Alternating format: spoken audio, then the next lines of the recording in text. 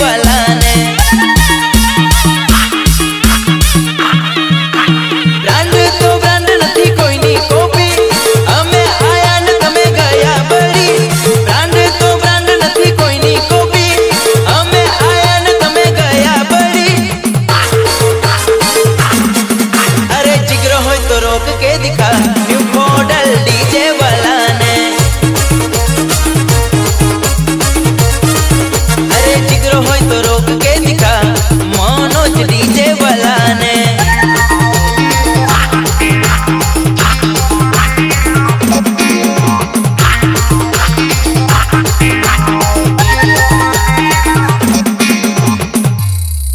કાલે ગે એને ભૂલી જા ને આજે ન્યુ ખોડલ ડીજે માં નાચવા આવી છે એને જો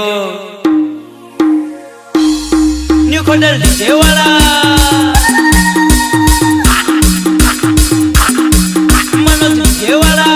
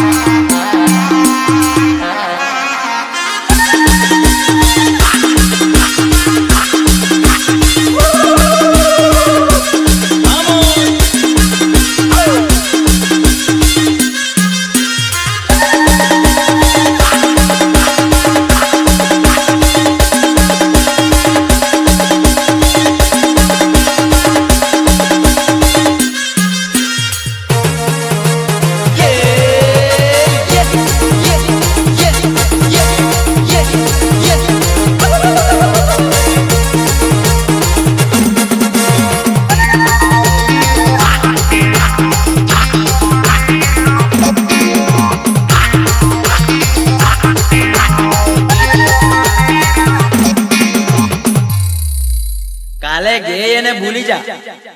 ને આજે ન્યુ ખોડલ ડીજે માં નાચવા આવી છે એને જો ન્યુ ખોડલ ડીજે વાળા